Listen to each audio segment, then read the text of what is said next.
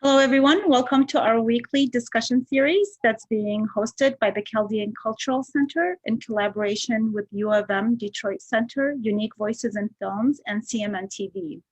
And today, my special guest is Stephen Coates. Hello, Stephen. Shalom. How are you? And he knows all the Middle Eastern languages, so you'll be surprised during the interview.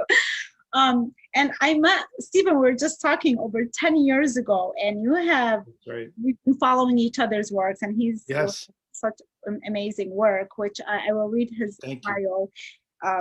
So Stephen, he was born in Portland, Oregon, and at the age of 4, he moved with his immediate family to Sana'a, Yemen, where he spent 5 of his formative years enjoying the sights and sounds of Yemen's rich culture and history. That must have been so exciting. So moving back to the United States in 1980, he lived in Idaho, and during his high school years, his interest in story, filmmaking, and the media was cultivated. This eventually led Stephen to enroll at Biola University in California, graduating with a Bachelor of Arts in Communications with an emphasis on radio, TV, and film. After college, Stephen continued pursuing his passion for story in a variety of media production and story development roles at Warner Brothers Television, Sony Pictures Studios, Craig Anderson Productions, and Kevin Gill Productions. Stephen currently works for SIL International as an international media consultant, as well as serving as the director of Sabeel Media.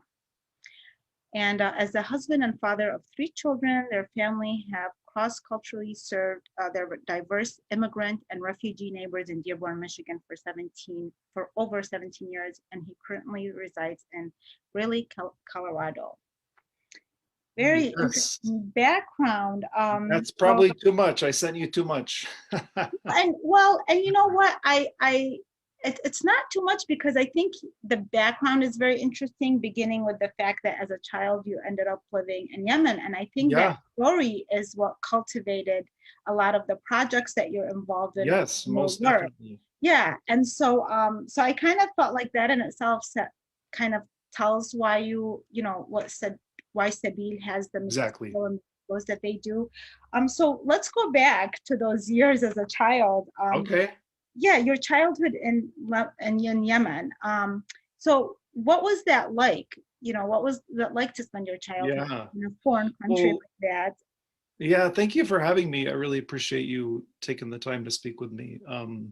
Yeah, Yemen was amazing. I mean, I miss it so much. It's a tragedy to see what's happening there now. It breaks my heart. The Yemeni, so when I think back, the Yemeni people were stuck in my mind. So I was there for 5 years. I was 4 years old when we went till I was 9.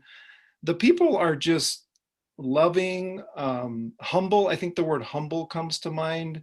Very open, hospitable. We never felt afraid, or we always felt like our neighbors were there to protect us, to get to know us. They had a curiosity to find out who we were. We were from America, of course. But it was just an amazing place. The sights and sounds of Yemen. I remember the call to prayer. I remember the bakery across the street there was a guy who would sit down on the ground and he would kind of bang out these bread pans, and the smell of this bakery was amazing. And if you know much about Yemen, I have a visual for you. If you've seen the houses in Yemen, they look like this, and they have these amazing stained glass windows, and they always sit on top of a rock. And so, the wisdom and ingenuity to put your house on a rock, it makes me think of the parable of Jesus, the house on the rock. A wise man, he builds his house on the rock, because when the rain and the storms come, it's not going to fall down. So that's always been my impression of Yemen, is these houses on the rock.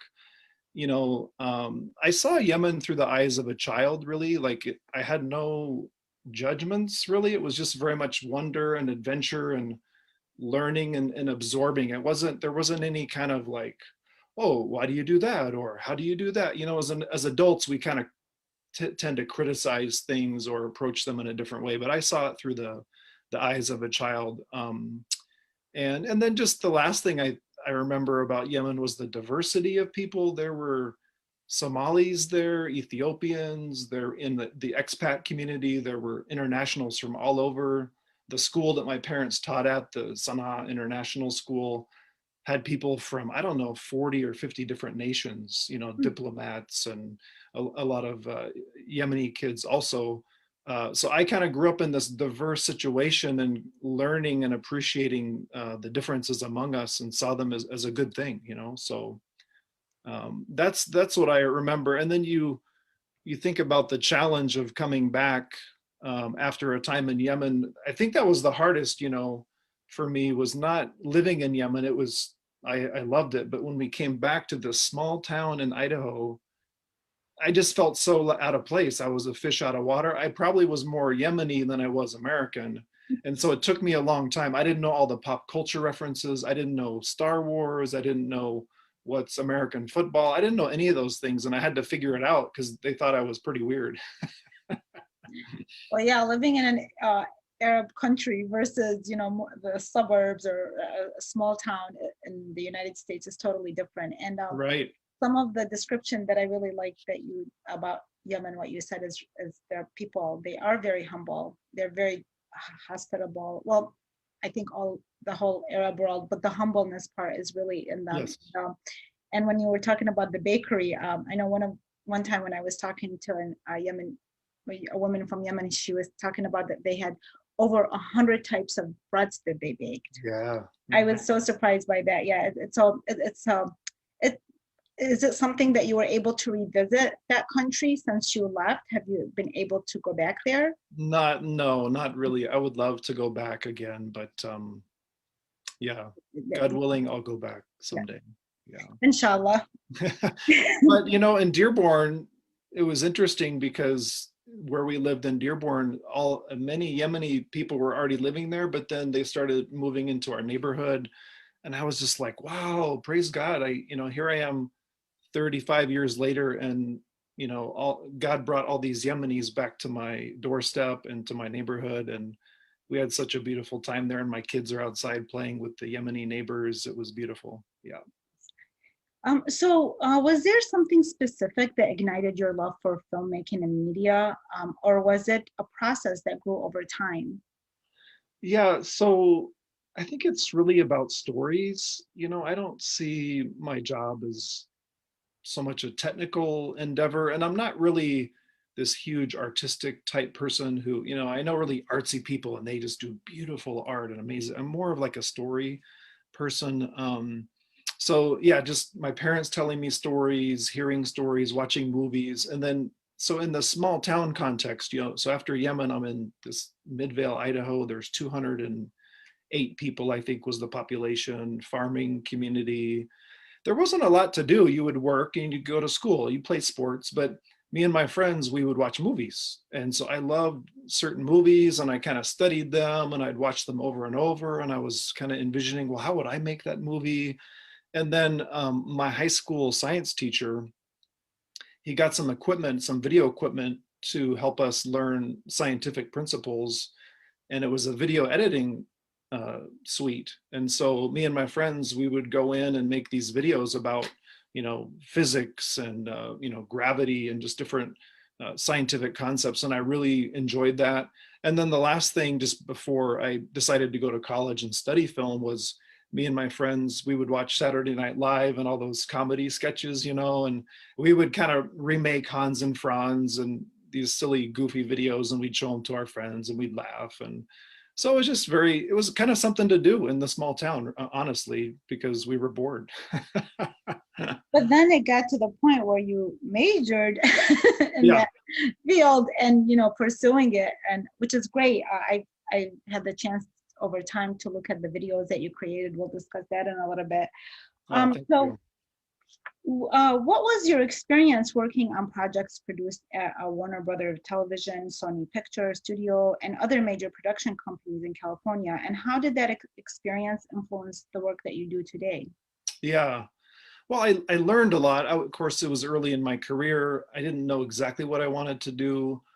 So again, I was kind of just soaking in information. It was very fast paced and competitive. So you had to work quickly and work well. It was interesting. I think one of the things I think back on that time, everyone in Hollywood, my experience was, it may be different for others, but everyone seemed to have an agenda or a mission. They came with a purpose. They weren't just there, randomly. So I was kind of, trying to figure out all of that. And I was asking these questions. Well, what's my mission? What's my purpose? And how do I fit into all of this? I learned collaboration, teamwork. To me, that's one of the beautiful things about filmmaking and media, is that you can't just do everything. You can't write and direct and act and do everything in the same project. You need other people around you. And one of my favorite things is to watch the credits at the end of a film and see, wow, there's the lighting guys and the grips and the gaffers and the production assistants and the writers. It's just thousands of people in the credits, and I go, wow, that's really cool. They had to collaborate and work together to make this project come to fruition. And then I was more of kind of I had a variety of talents. I wasn't really good at any one thing, but I like to do a lot of different things. And I think my experience in Hollywood was, you kind of had to choose one thing and do it well. And I went into the writing, screenwriting, and development side of things, and I enjoyed it. But I think at the end, when I moved out of Hollywood and started working with SIL International, I really wanted to do a lot of different things and not just be stuck into one particular talent or position. And so that was my experience there in a nutshell. Yeah. And that's a lot. I mean, getting all that. My experience from film school, originally it was from, I mean, with film, was with in film school. And I just, for me personally, from everything that I've studied and worked at, I always feel like hands-on experience is the strongest way. So everything that you're saying, they tried to teach us that, which I think, they tried to do a great job at it, but there's nothing like hands-on, because once you get into that sphere, it's a totally different story. So, right. And, you mentioned SIL International. So you work as an international media consultant there. So what is SIL International, and what does your work consist of? Yeah, so I'll read you something on that just to start with. But SIL, it's a global faith-based nonprofit that works with local communities around the world to develop language solutions that expand possibilities for a better life. And so the way I would distill that is that language matters. Language is the key part of a person's life, their identity. We talk about culture, and I'm going to go learn Yemeni culture, for example. When I start learning Yemeni culture and I ask, why do you do that behavior? Why do you make that food? There's always a linguistic component. There's always a language component to it. You can't learn about someone or their culture or why they do things without learning the language. So SIL is all about languages. There's over 7,000 languages in the world. And so SIL's goal is to continue. So those languages matter. We don't want to see them die. We want to encourage their usage. And so, you probably experienced this as a Chaldean, right? There's Aramaic languages, Assyrian languages. Chaldean is its own language, but people, there's these forces at work that want to just say, oh, everyone speak Arabic, or everyone just speak English, And SIL doesn't believe that. We believe your language matters, and you should communicate in that language of the heart, the language that matters most to you. It's good to learn another language, second, third languages. That's great. That's awesome. We need to do that in this world, but we don't want to forget the mother tongue, the language that was spoken in our home. And so my particular role with SIL is I come alongside language communities and different projects in those communities, and I try to help them develop media strategies of how to, whether it's a literacy program, or they're developing some video clips or audio clips, or they want to educate people about COVID-19 and help them design and put together social media campaigns, or just producing the content itself. So there's a lot of different elements there, but it's really to elevate these languages that are being used all over the world. So I've worked on a lot of different languages. I don't always understand them, but I try to apply my media skills to help. Yeah. Oh, that's interesting. I hadn't learned of it until now. And you're right. One of the things that we do at the Chaldean Cultural Center is try to find ways to help document and even preserve the Aramaic Chaldean dialect. Yeah. Yeah. And it's just because now you realize, like over time, with the community being in diaspora, that you have more of the chance of losing that language and it Yes. going extinct. So you become more concerned about that. And so I didn't know. It's really impressive and beautiful that you see organizations understanding the value of that and trying to nurture the communities by Yes. also doing something like that. Right. Yeah.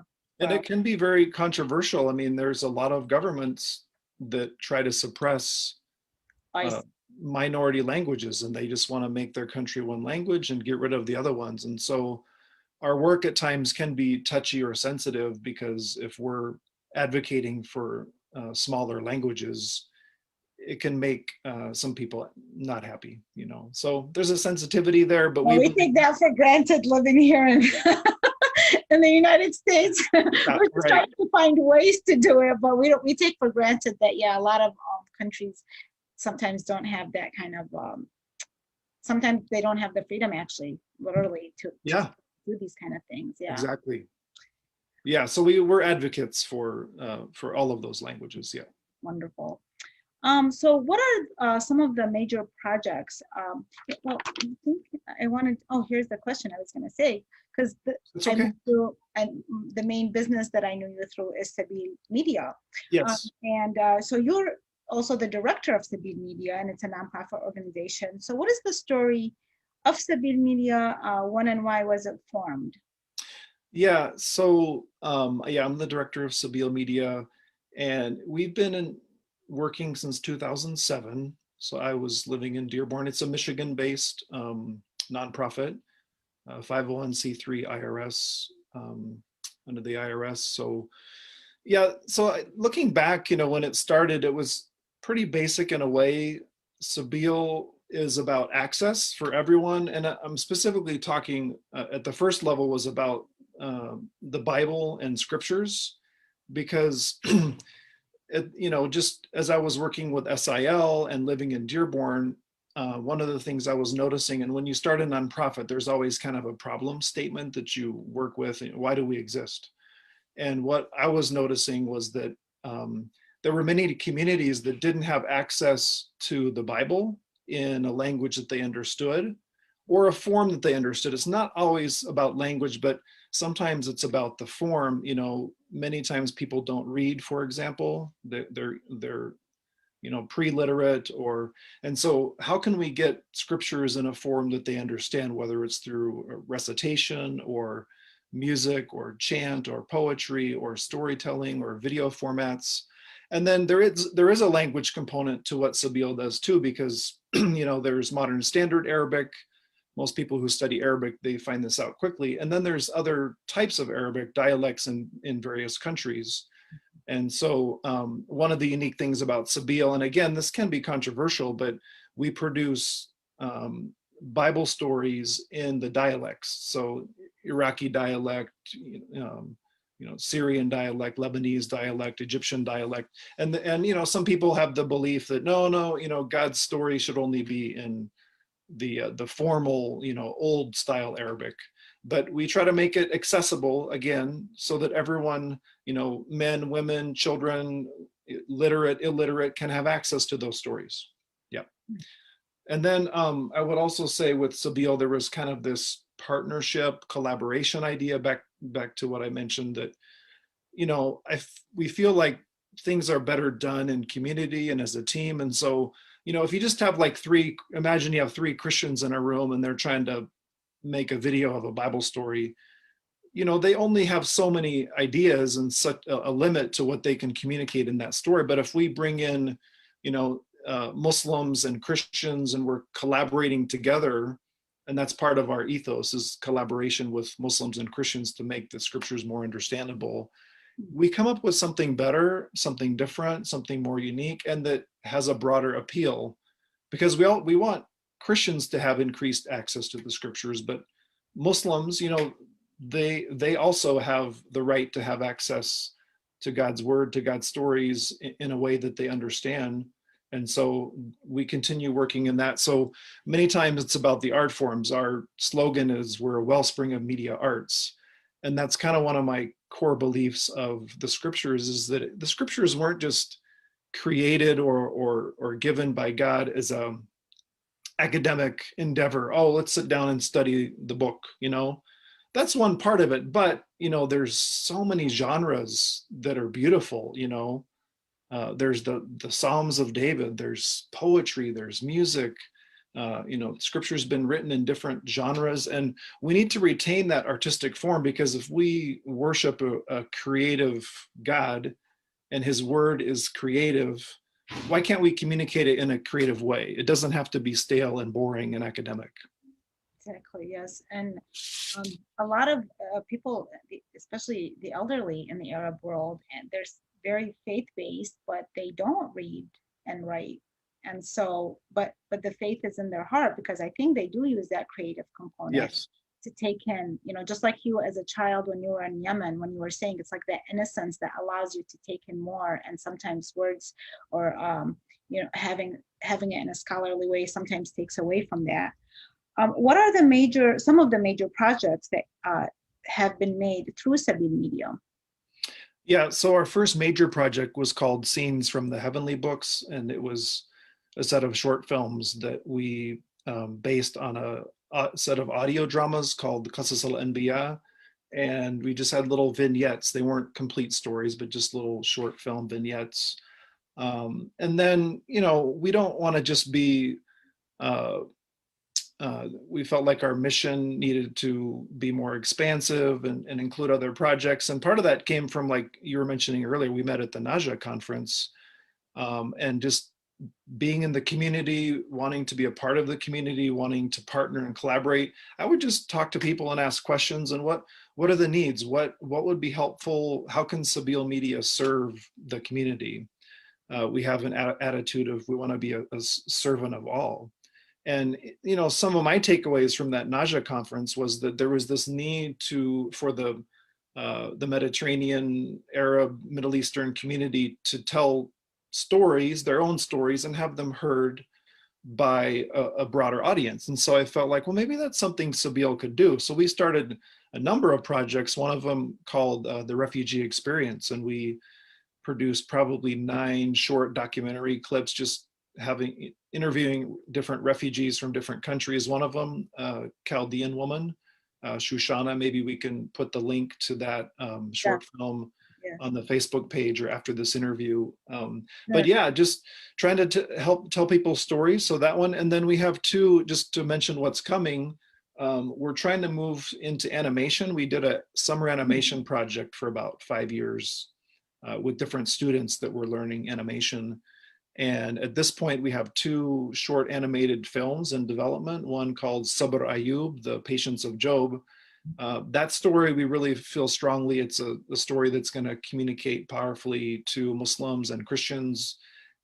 So many people are suffering these days, traumatized, they're hurt, they're being bombed in their homes, they're being starved in their country because of blockades. And this story of Sabr Ayub, this prophet could endure great suffering and yet maintain his honor and integrity and his righteousness, I think is a powerful story that we need to tell. So look for that. It's in development, and hopefully we'll get that out. That sounds exciting. And I have to say that when I was watching those refugee stories, I really enjoyed them. Yes, there was a that you interviewed that I really felt I could relate to as a child leaving Iraq and having to do it kind of in secrecy. But there were a lot of other stories from like people different background. It wasn't just, there was a Shia imam that had to leave as well. And so there's various stories, and they're all very interesting. And I want to thank you for covering these stories and giving Arab Americans a voice, because, I want to ask you like how you got involved, if you're 8 years living in Yemen and then you're 17 years living in Dearborn, influenced your work today at SIL International and Sabeel Media, and is there a certain focus, especially with Sabeel Media, on that world? Yeah, so I guess the way I would answer that is yeah, so connecting my time in Yemen and my time in Dearborn with SIL and Sabeel, it's about learning. I want to come as a learner. You know, I'm not somebody who has this great message or ability to impart to somebody else. It's more, I want to learn, I want to grow. Um, that's how I approach life. I want to collaborate with people. You know, when you're I guess the best way to say it. So if I go back to my small town in Idaho, which I consider home, and I'm going to sit down and have a meal with my friends in Idaho, I love that. But I look around the table and I think, these people, they look like me, they talk like me, they have the same ideas as me, and that's fine. That's good. You need that, but I feel like there's a limit to how I can grow. But when I sit across the table from my Yemeni friend, with Rashid, or my Jordanian friend Samir, and we start talking, I feel like their ideas, the way they see the world, their perspective, it's so much different and so much broader and diverse. And so I want to learn from that diversity. I don't want to just learn from people that look and talk like me. So that's kind of, I guess, what I would say about all those years living cross culturally, is in this diversity and in this form of learning. And maybe that learning posture too, as I reflect back, maybe I've kind of developed a learning posture just because of that humility of realizing I don't know everything. My language doesn't communicate everything well. My culture doesn't do everything right. America's not this great thing that does everything perfectly. We have our flaws. So what can I learn from you and how you do things? And that's very much what I would say those years of influence has been on me. Yeah.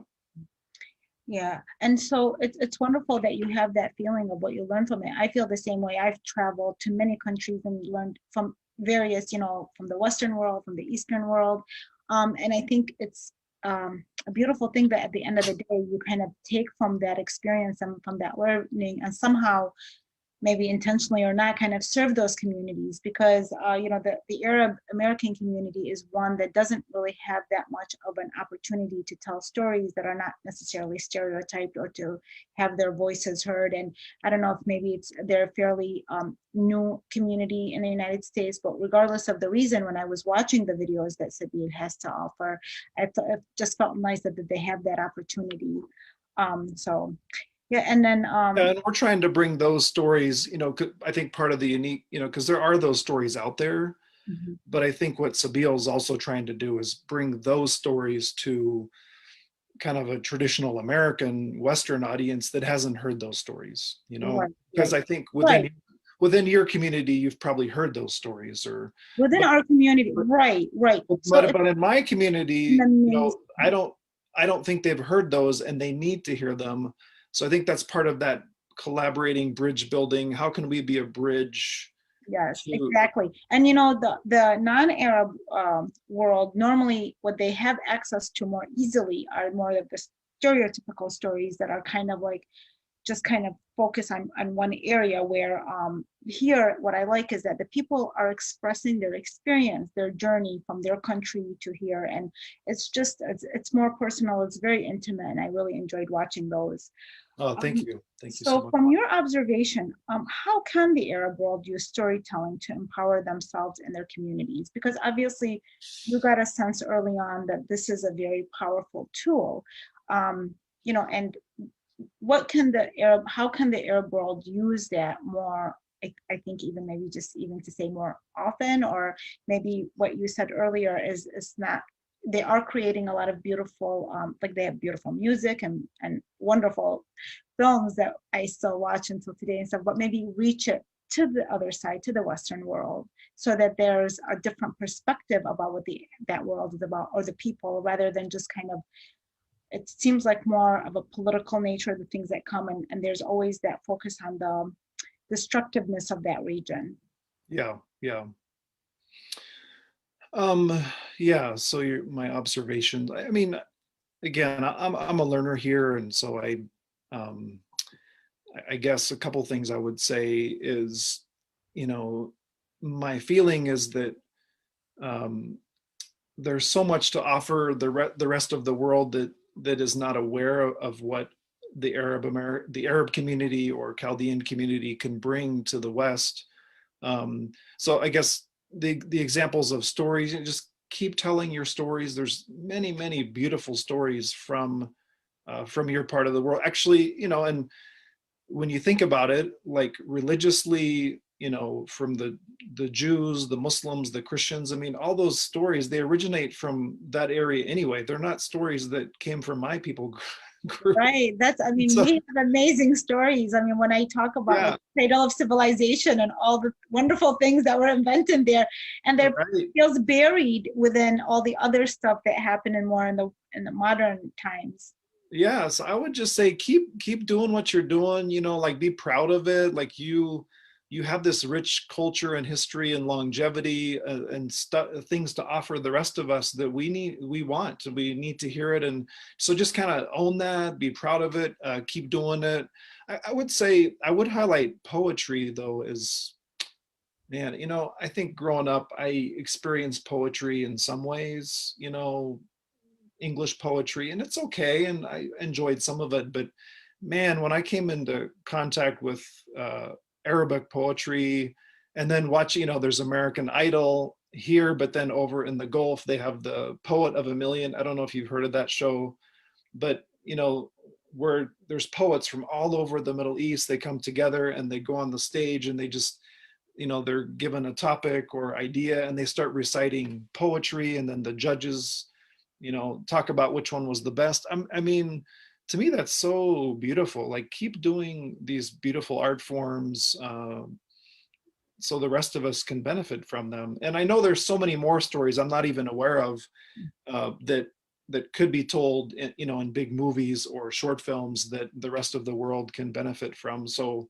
Well, I would say, keep bringing those stories to life. Yeah. I feel like that's kind of what, like this last question that we have is, what advice would you give Arab Americans wanting to pursue the film and media business? I guess it's, to just to do that and to keep doing it, not to to keep that momentum Yeah. of pursuing that. Yeah, but I would add on that one specifically, it's about connections and relationships. And the Arabs that I know, they're very good at relationships, very personal, very so. And what I experienced in Hollywood, I'm talking about Hollywood and the film business and so forth. It's mostly run on connections, who and relationships. And so, there is this part where you have to know what you're talking. You can't be totally ignorant of everything and not be able to do your job. But most of the jobs you will get, or most of the phone calls or interviews you'll get, it's because I know a guy who knows a lady, and you get the interview or you get the job because of who you know. So just be conscious of that. Try to meet people, try to network. It'll help you a lot. So be okay with stepping outside of the community to reach, the people that are Most definitely, yeah. in the industry. Yeah. Yeah, other people that are doing it and can help you get there. And then don't forget to also help other people get there. That's an important point, because I read somewhere one time, I forgot the book, I still have it, but he said the way to succeed in the film industry is have a good script, good talent, and God, have faith in God. And that he said helping one person or doing one good thing a day to help somebody will get you there somehow or another. So, okay, good. Yeah. There we are. Yeah. Well, thank you so much for today's interview. Oh, thank you. Yeah. Watching your work, and I will put, as he mentioned, we will put some of the links that Sabeel Media have focused on. They're short and very, very beautiful and very effective. Thank you very much. Thank you so much. It was my pleasure, and yeah, God bless you, and have a great day. Take care. Bye-bye. Okay, bye.